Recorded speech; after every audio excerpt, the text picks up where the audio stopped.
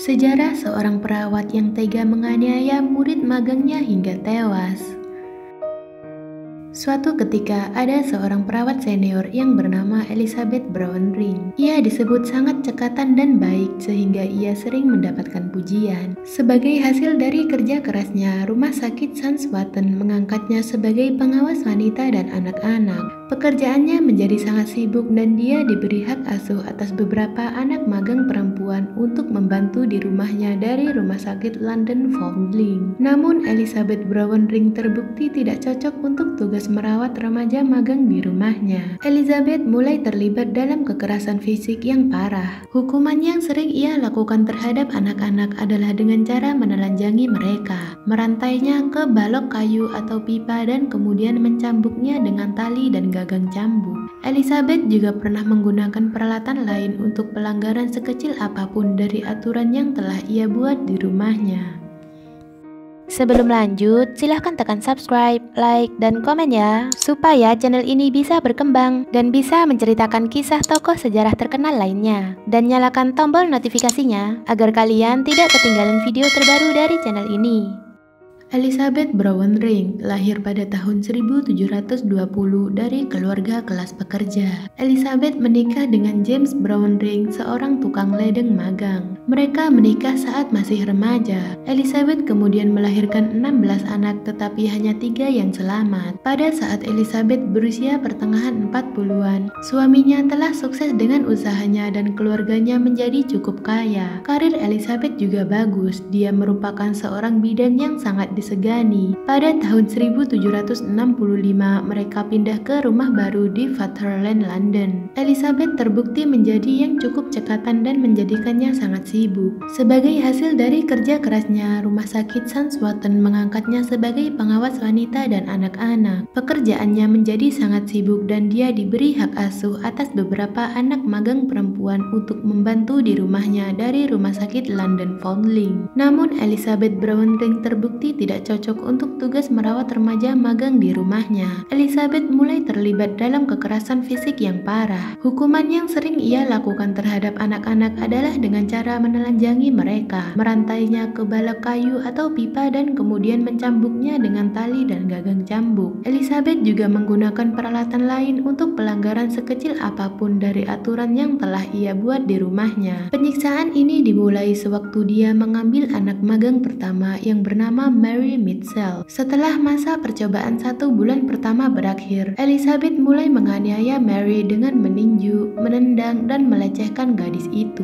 Bulan demi bulan telah berlalu. Elizabeth merasa bahwa dia menikmati perasaan berkuasa yang diberikan melalui pelecehan yang diberikan kepada gadis itu. Elizabeth kemudian mengambil anak magang lainnya dari rumah sakit yang bernama Mary Jones. Sekali lagi, gadis malang itu menjadi sasaran segala macam pemukulan dan penghinaan. Tidak hanya Elizabeth saja yang suka menganiaya, tapi suaminya dan putranya juga senang menyiksa para murid. Para murid dibiarkan telanjang, dipaksa tidur di atas tikar di dalam lubang batu bara, dan hanya diberi makan roti dan air. Elizabeth Brownring berulang kali memukulinya selama 1 hari, kemudian merantainya ke balok atap di dapurnya. Tidak seperti Mary Mitchell, Mary Jones disiksa dengan menggunakan alat-alat yang lebih keras dan berat. Dan Mary Jones disuruh tidur di bawah lemari di kamar tidur Elizabeth Brownring setiap malam. Pada suatu hari, Mary Jones berhasil melarikan diri. Ia ditemukan di jalan dalam kondisi linglung dan kurus. Ada seorang yang melihatnya dan kemudian membawanya ke rumah sakit. Salah satu matanya menjadi buta dan tubuhnya penuh dengan luka memar. Pihak rumah sakit kemudian menulis surat kepada Elizabeth Brownring dan menuntut ganti rugi. Bahkan Direktur Rumah Sakit Foundling London menuntut James Brownring untuk mengendalikan kecenderungan kasar istrinya.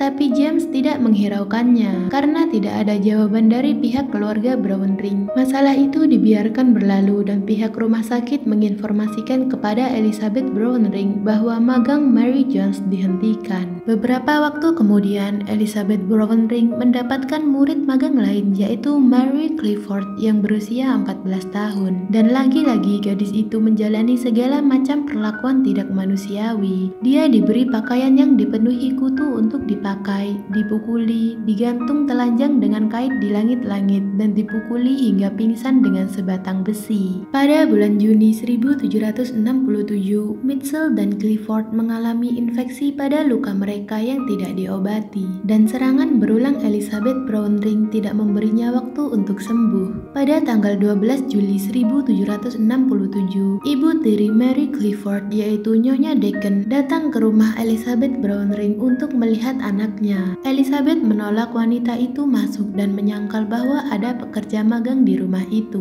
Nyonya Deacon tidak puas dengan jawaban ini, dan setelah berbicara dengan salah satu tetangga yang mengkonfirmasi bahwa ada anak magang di rumah keluarga Brownring, dia kemudian memanggil pihak berwenang. Elizabeth Brownring kembali menyangkal bahwa Mary Clifford tinggal di rumahnya. Petugas menggeledah rumah Elizabeth dan menemukan Mary Mitchell. Mary dalam kondisi yang sangat buruk sehingga ia dilarikan ke rumah sakit untuk dirawat. Ketika petugas rumah sakit kembali, mereka memutuskan untuk memaksa masuk ke dalam rumah tersebut dan menggeledah. Setelah itu, para petugas berhasil menemukan Mary Clifford yang ditemukan berada di dalam lemari kecil. Mary Clifford segera dilarikan ke rumah sakit. Meskipun segala usaha telah dilakukan pihak rumah sakit, namun pada tanggal 9 Agustus 1767, Mary Clifford dinyatakan meninggal. Tubuhnya telah dipenuhi dengan borok, baik luka lama dan luka baru. Sekujur tubuhnya memar dan mulutnya juga telah dilukai sehingga dia tidak bisa berbicara. Pada saat itu, Mary Clifford telah menyerah pada lukanya yang terinfeksi, dan Elizabeth Brownring didakwa dengan pembunuhannya. James Brownring ditangkap, tetapi Elizabeth Brownring, istrinya dan putranya telah berhasil melarikan diri. Mereka melarikan diri ke Wandsworth dan menginap di penginapan lokal. Penjaga penginapan menyadari bahwa kedua tamunya cocok dengan deskripsi dua orang yang dicari oleh pihak berwenang, sehingga dia melaporkan dan menyerahkan mereka kepada polisi. Mereka bertiga kemudian ditangkap dan dibawa ke Newgate. Ketiga keluarga Brownring tersebut diadili di Old Bailey. Mereka adalah Elizabeth Brownring, James Brownring, dan anak mereka John Brownring. Persidangan berlangsung selama 11 jam. Di persidangan, Mary Mitchell bersaksi melawan Elizabeth Brownring. Bukti medis dan hasil otopsi menunjukkan bahwa serangan berulang Elizabeth Brownring dan kelalaian cedera Clifford telah berkontribusi pada kematian anak berusia 14 tahun tersebut. Suami dan anaknya saling menyalahkan Elizabeth atas semua kesalahannya, dan pada akhirnya hakim memutuskan bahwa suami dan anak itu dipenjara hanya 6 bulan dan denda 1 shilling, sedangkan Elizabeth dinyatakan bersalah dan dijatuhi hukuman mati.